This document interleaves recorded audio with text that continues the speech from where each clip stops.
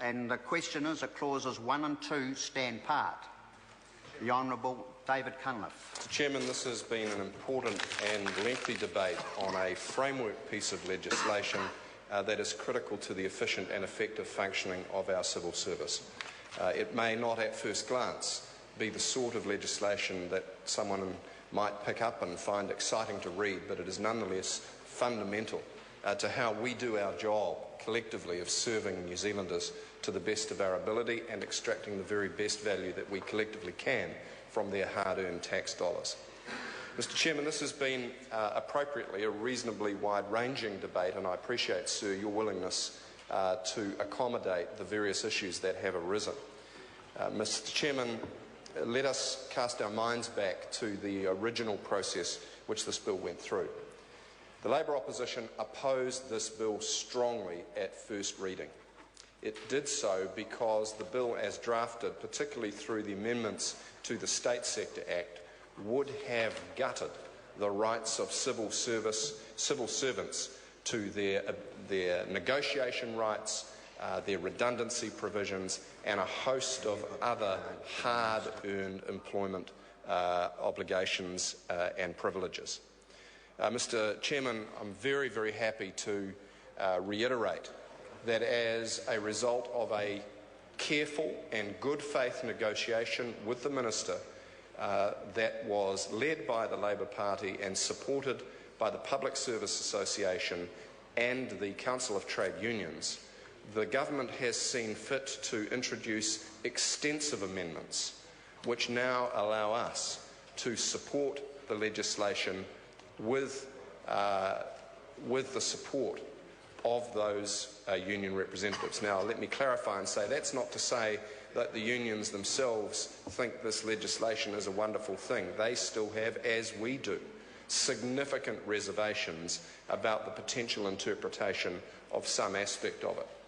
But taken as a whole, we are now in the position where we are satisfied that language like a state servant facing a transfer must be offered a position that is no less favourable than what they have in order not to be given their full redundancy entitlements.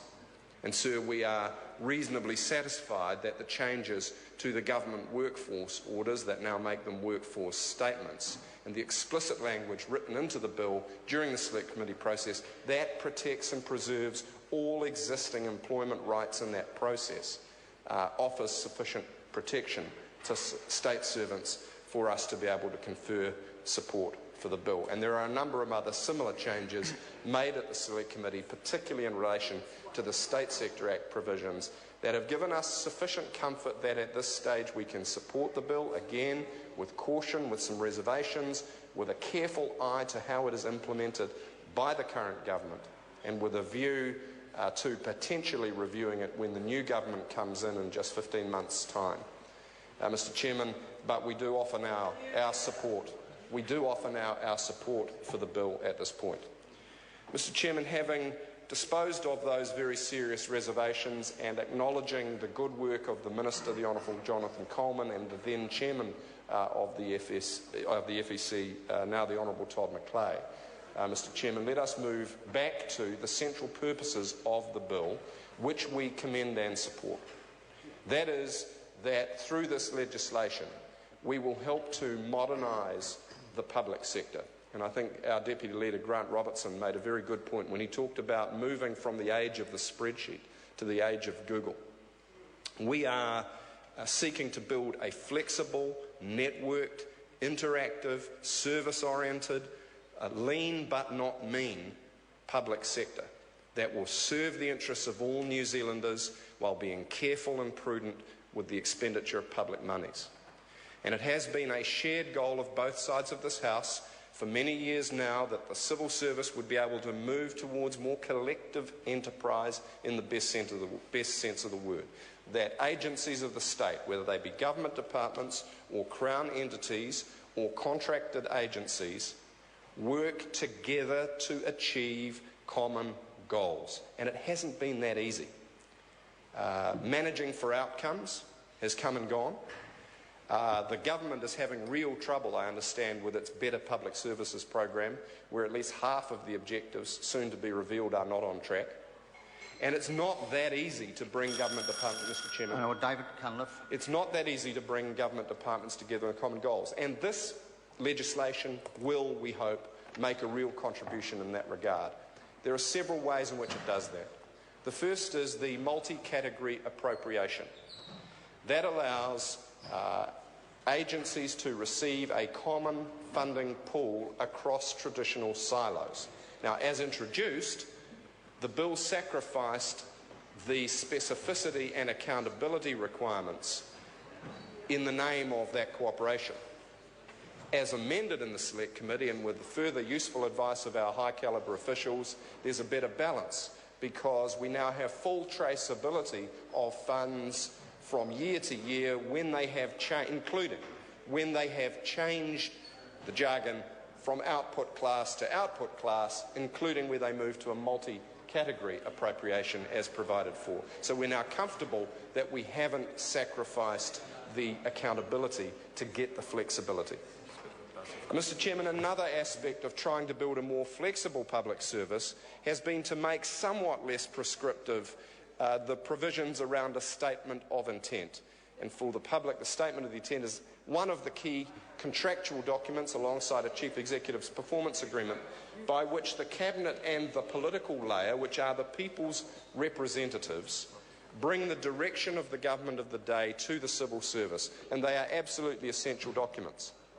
Now, what's important, Mr. Chairman, is that in this bill, while the government has sought to reduce the requirements to make that an annual process, the Select Committee has reinserted the option for ministers to make those statement of intent updates annual and in its commentary to emphasise that civil servants need to make clear to ministers that that annual update provision or ability still exists, because we don't want to lose accountability in the search for flexibility. Mr. Chairman, as a number of my colleagues have noted, there is a certain irony in the government moving to introduce legislation that provides for, quote, whole of government directions, close quote, at a time when it is busily seeking to privatise part of our energy system and to gut the state-owned enterprise portfolio. Why is that ironic? Because the power to direct those crucial entities, and energy security is going to be one of the key issues, strategic issues facing our future. The power to direct is already there in a fundamental piece of legislation. It's called the State-Owned Enterprise Act.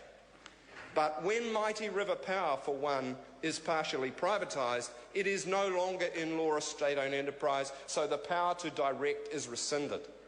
The obligation of no surprises is rescinded. Now look how important that was in the case of Solid Energy, a huge black, now white elephant on the government's books.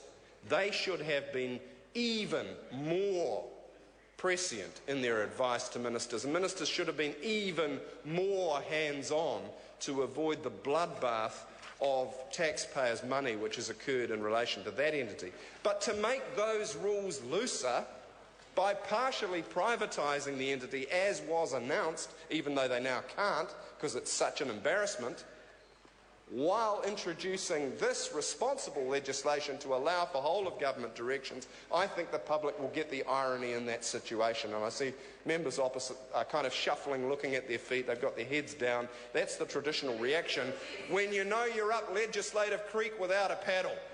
But enough on that, Mr. Chairman. Back to this bill. This is responsible legislation, and I'm very pleased that it has the overwhelming support of the House, that there has been a good faith negotiation process between the opposition and the government that has, I think, in everybody's understanding, resulted in a better piece of legislation. Is it perfect? No. Will there be implementation issues? Yes. Will the incoming government, Labour-led government, watch it like a hawk? Of course we will. And will we be prepared to fine-tune it with further amendments if necessary? I'm sure that the future government will want to do that if required. Mr. Chairman, we believe that this is a step forward, not a step backwards, now that the employment rights of civil servants have been protected. It's a step forward because it gives more flexibility. It's a step forward because it confers a greater sense of common purpose. It's a step forward because it allows for flexibility and including some limited forms of delegation of powers and functions to interactive work with the community. I call the honourable member Claire Curran. Thank you, Mr Chair.